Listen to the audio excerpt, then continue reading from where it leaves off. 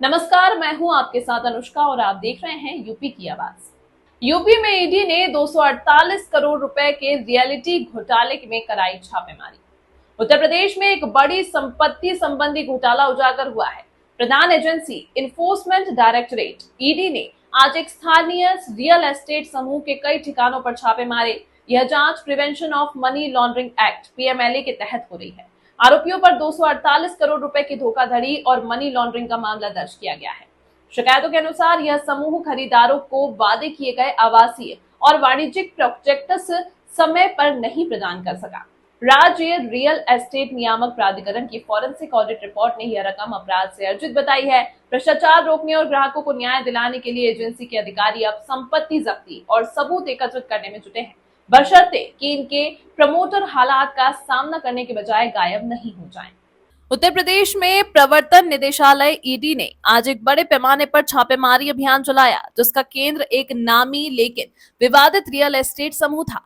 आरोप है कि इस समूह ने साल 2017 से 2022 के बीच विभिन्न आवासीय और वाणिज्यिक प्रोजेक्ट्स के नाम पर लोगों से लगभग 248 करोड़ की भारी भरकम राशि वसूली। इन प्रोजेक्ट्स का वादा तो समय पर कब्जा देने का था, लेकिन ना तो निर्माण समय पर पूरा हुआ और ना ही खरीदारों को रिफंड मिला। छापेमारी लखनऊ, नोएडा और गाजियाबाद समेत 6 लोकेशनों पर एक साथ की गई। ईडी की टीमें सुबह 7 बजे पहुंची ताकि किसी तरह के दस्तावेज या डिजिटल डेटा नष्ट करने का मौका न मिले। इस दौरान computer, hard disk, mobile phone, project agreements, bank statement और संपत्ति खरीद फरोख्त से जुड़े रिकॉर्ड जब्त किए गए।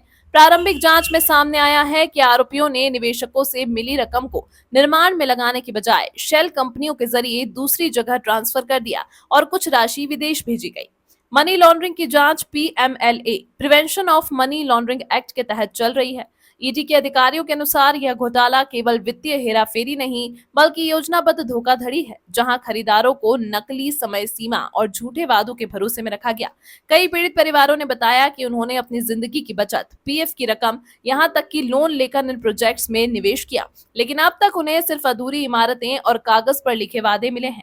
इस मामले की शुरुआत रियल एस्टेट नियामक प्राधिकरण रेरा की एक रिपोर्ट से हुई थी, जिसमें कहा गया था कि बिल्डर ने निर्माण मानकों और तय समय सीमा का पालन नहीं किया। इसके बाद रेरा ने शिकायत ईडी और पुलिस को भेजी, जिससे यह मामला मनी लॉन्ड्रिंग की जांच में बदल गया।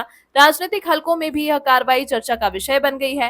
विपक्ष ने आरोप लगाया है कि राज्य सरकार ने इतने सालों तक इस बिल्डर पर कोई कड़ी कार्रवाई क्यों नहीं की, जबकि शिकायतें पहले से दर्ज थी। वहीं सरकार का कहना है कि जैसे ही पर्याप्त सबूत मिले, ईडी को कार्रवाई के लिए हरी झंडी दे दी गई।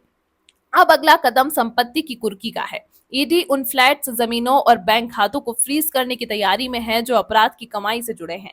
विशेषज्ञों का कहना है कि अगर कोर्ट अनुमति देता है तो जब्त संपत्ति को बेचकर खरीदारों को मुआवजा दिया जा सकता है, लेकिन यह प्रक्रिया लंबी और जटिल है। तमाम महत्वपूर्ण खबरों के लिए देखते रहिए यूपी की आवाज।